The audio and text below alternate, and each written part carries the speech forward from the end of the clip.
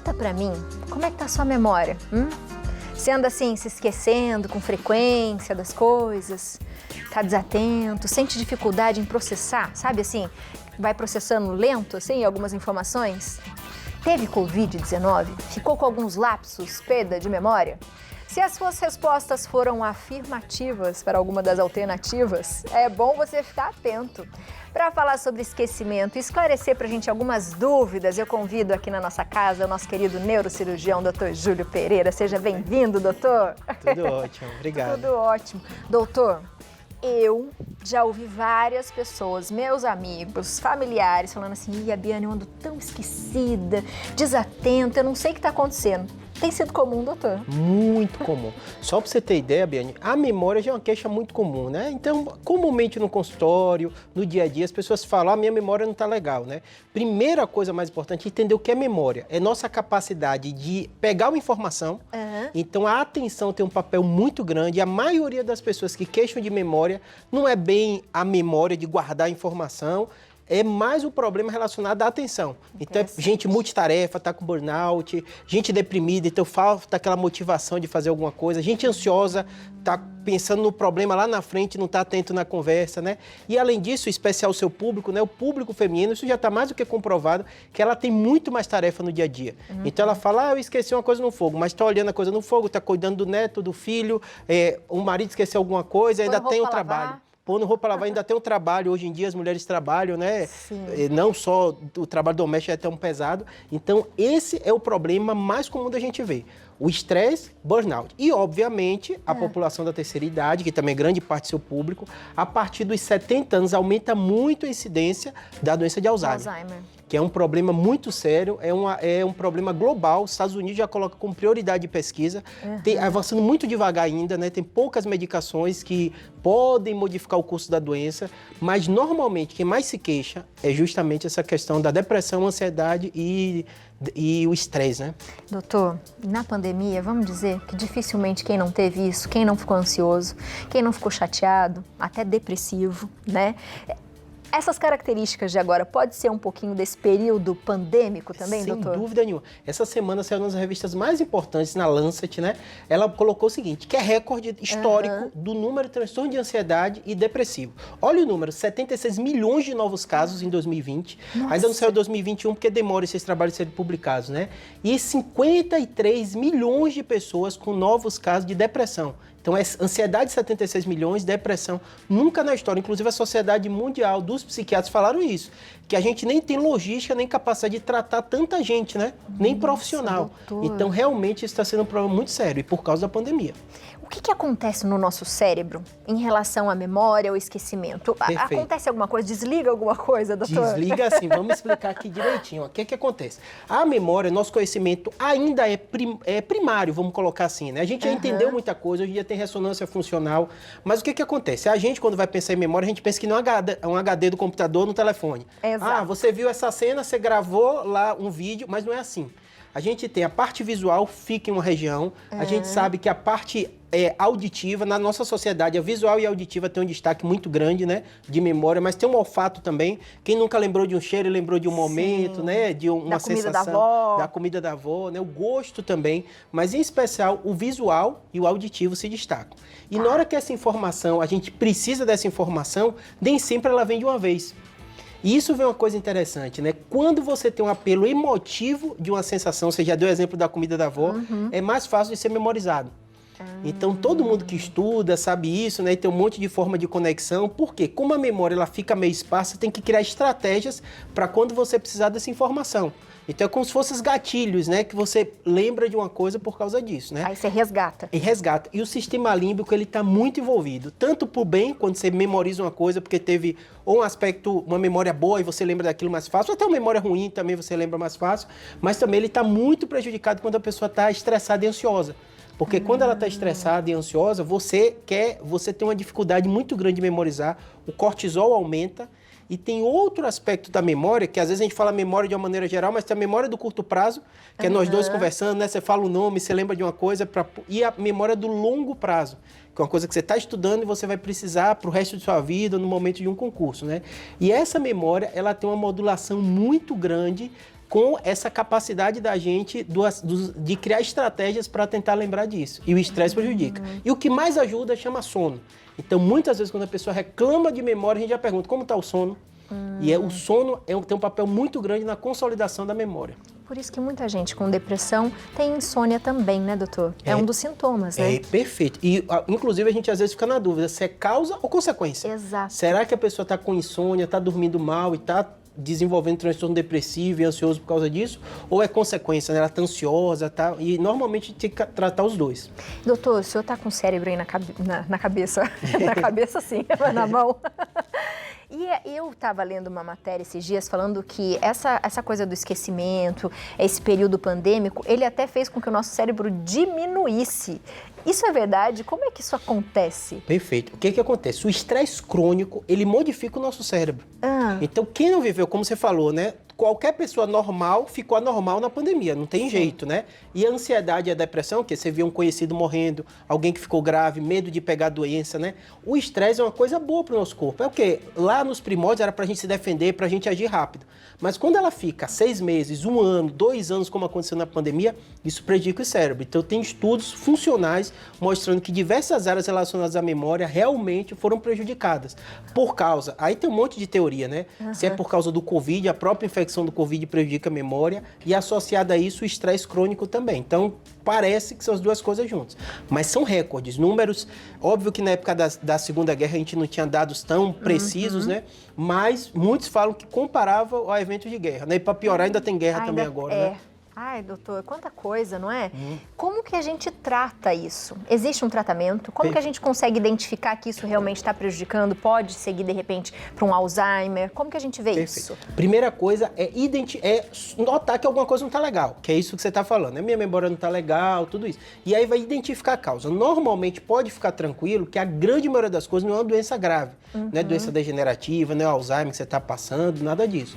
São esses estresses, o burnout, transtorno de ansiedade e depressão. O grande problema é que no Brasil, e no mundo também, mas no Brasil isso é mais forte, o Brasil, segundo a OMS, é o país mais ansioso do mundo, estatística, quase 8% da população tem, e depressão também a gente é um dos líderes mundiais. E a gente acha que o povo brasileiro é feliz e alegre, né? Mas a estatística médica mostra um pouquinho diferente, né?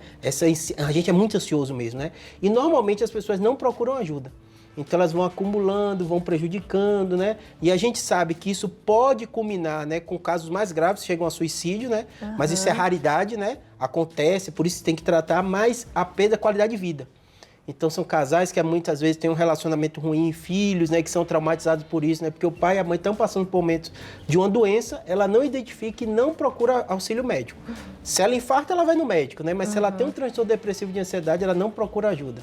E a melhor forma é essa, procurar um médico para saber o que a gente tem que fazer. Perfeito. Pode melhorar, porque a gente tem uns alimentos ali e a gente pode fazer algumas coisas em casa para a gente, de repente, melhorar a nossa memória? Vamos lá, então, vamos lá.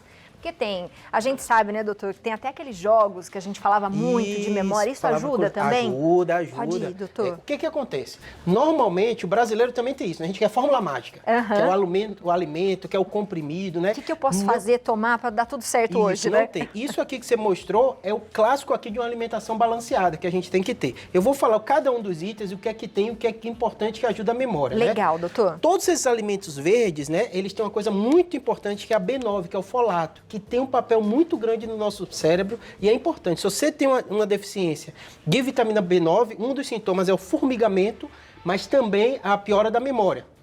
Indo junto com isso, né, já no outro extremo, a questão dos animais, né?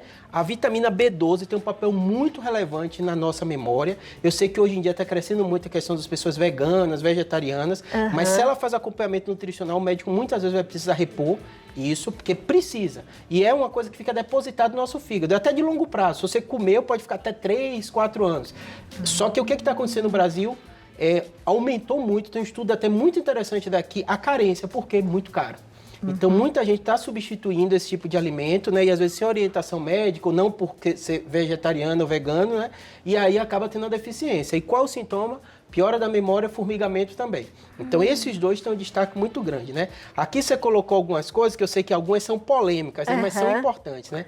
Tanto a castanha como o chocolate, o que é que ele tem? Ele tem alto poder calórico, então sempre tem que ter cuidado, né? Ver com o nutricionista, a quantidade, tudo isso, que o volume é pequeno, Diferente da folha que a gente falou, né? Que tem poucas calorias e você se enche, né? No caso do chocolate da castanha, não. Mas eles têm uma coisa muito boa que é a gordura.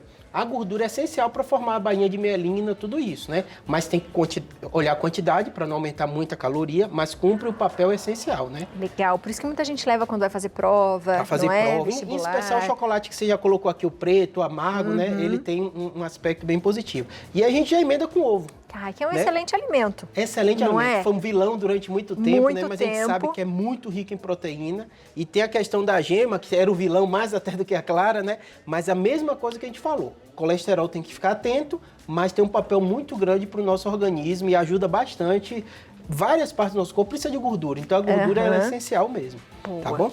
E aqui a gente vem para os melhores que o brasileiro mais gosta, né? O cafezinho, que fica ali na copa, a gente tomando o tempo inteiro, né? Não pode exagerar, mas o café tem um papel muito grande na nossa memória, porque ele deixa a gente alerta, então a gente sabe disso, deixa a gente desperto. Tem que ter cuidado para não tomar à noite e prejudicar o sono, então tem que ter um cuidado muito grande. E algumas pessoas têm enxaqueca e têm cefaleia que podem ser pioradas pela cafeína. E aí é bom. Toma descafeinado, pode? Poder pode. A enxaqueca é complicado, porque tem gente que melhora com café, tem gente que piora. Eu brinco com o paciente, eu falo, você vai entender melhor do que eu quais alimentos são os seus gatilhos. Então, se melhora, se é uma quantidade não exagerada, ele vai ajudar bastante, tá bom? Boa. E o chá, mesma coisa que a gente falou do café, e muita gente não gosta do café porque fica muito excitado, né? Tudo isso, fica muito ativo. O chá, muitos deles têm até componente relacionado mesmo à cafeína, e com moderação tudo isso ajuda bastante, né? O chá, eu acho que muita gente do seu público, eu vejo aqui no programa Direto Você Fala, tem um papel muito importante. Normalmente baixa caloria, né? Não colocar açúcar, nada disso. Então, a maioria das dietas até liberam, né? O chá, exatamente. O chá. Então, ele tem um papel bem importante, né? E aqui a gente vem para outro que foi vilão, né? Colocou aqui os dois juntos pelo mesmo problema da caloria, né? Tanto o abacate como a questão do azeite, né? O azeite, ele tem um papel também muito importante da mesma coisa que a gente falou da gordura, né? A questão da quantidade que tem que ficar atento, né? E o abacate, a mesma coisa a gente fala. É um alimento super importante. Se você fizer balanceado, né? Ele ajuda muito, né? Se não colocar o açúcar nele para você comer, vai dar certo. E tem até regiões que colocam até com alimento salgado, né? Aqui lá na Bahia, pelo menos não, era mais vitamina, essas coisas. Não sei aqui como é, mas muitos lugares, morei um tempo nos Estados Unidos, lá o tempo inteiro, assim, eu chamava avocado, misturava com tudo, né? Faz o guacamole, né? Eles usam bastante, né? E, assim, o principal, eu sei que é difícil, que a gente quer uma fórmula mágica, né? É a alimentação balanceada. E aí a gente tem que fazer isso pra tudo, né, doutor? Pra tudo. Pra memória, pro corpo, pra saúde, é um geral. Com certeza. Isso ajuda muito. E se a gente pergunta assim, Júlio, e além disso que você falou, da questão alimentar, fazer as atividades intelectuais, leitura usa a memória, usa a parte visual, que você tem que imaginar a cena que você está vendo ali. O brasileiro é um dos povos que menos lê. A gente tem que melhorar esse aspecto de leitura, né? A própria questão, né, da culinária, dessas atividades, que são atividades intelectuais. Às vezes a gente gosta de dividir, acha que atividade física não tem um papel intelectual. Mexe o cérebro. Para você caminhar, para você... E, inclusive, para reduzir a quantidade de Alzheimer, o exercício físico é um dos melhores fatores independentes, junto com a alimentação balanceada e o exercício físico. Adorei. Então, esses são os aspectos mais importantes. Os cuidados sempre para tudo, né? Com certeza. Doutor, vamos voltar aqui na sala que tem pergunta para você. Eu já vou ler essa pergunta já, coloca pra gente na tela, é da Gisele. Boa tarde, doutor Iabe. Boa tarde, Gisele. Gostaria de saber qual o motivo das mães, principalmente no pós-parto, terem uma memória ruim. Às vezes parece que vivo no mundo da lua. Que interessante, doutor, isso é verdade? É 100% verdade, né? Empiricamente a gente já sabe, geralmente quando a mulher, aqui no Brasil tem muito essa cultura, minha esposa foi assim, teve filho, veio o quê? Vem logo a mãe para perto para ajudar, né? Porque aumenta muito a quantidade de atividade. Então, tem um bebê, a ansiedade vem muito forte, preocupação. né? A preocupação com o filho, né? Um ser muito frágil. O sono piora muito. Verdade. Ou seja, é uma bomba de problemas se a mulher não tiver cuidado para entrar. A depressão pós-parto está aí para provar isso, né? Então, caso como ela falou, se ela está identificando isso, normalmente ela vai identificar que o sono dela não está legal, ver como está a alimentação dela, porque quando você está muito ansioso, preocupado com o filho, você esquece a questão alimentar também. Você esquece de comer, você não quer nada, né? E muitos pacientes que vão no meu consultório até brincam, filho, não tem aquele grupo da família, você está se sentindo mal, bota no grupo que não está bem, porque aí vai todo mundo te ajudar. Em especial a mulher grávida, que as mulheres passam por isso e se sabe o quanto, e além disso, eu nem vou falar tanto para não se assustar, muito hormônio mexe no nosso cérebro também, né? Ocitocina e outros que influenciam isso, né? A mulher geralmente perde logo o interesse sexual, fica muito em função do filho, então perde interesse nas coisas que ela gosta de fazer, não vai fazer atividade física, não vai fazer nada. Isso é coisa biológica mesmo, tem jeito, né? Para proteção do serzinho que está ali, todo o nosso corpo muda, né? Mas com essa ajuda, ela passa por essa fase difícil e depois vai melhorando. Vai melhorar, Gi? Fique forte aí, viu? Vai melhorar. E é bom a gente identificar sempre, né, doutor? Com certeza. A mulher tem essa vantagem em relação ao homem, que o homem morre sem falar, que dizer que não está sentindo nada, né? Mulher não, ela pontua, né? Então, esse compartilhamento, né, de grupos de mulheres que tiveram filhos recentes ajuda bastante. Doutor, muito obrigado. Seja sempre bem-vindo. A gente adora o senhor aqui, viu? Obrigado. Aproveita você de casa, entra no canal do YouTube do doutor, porque tem um monte de coisa lá que eu adoro ficar assistindo e revendo, viu, doutor? youtube.com/neurocirurgiabr, tudo junto. O telefone é o 11 4200 2300. Até a próxima, Obrigado. doutor. Não esquece da gente. Tá bom, vamos sim.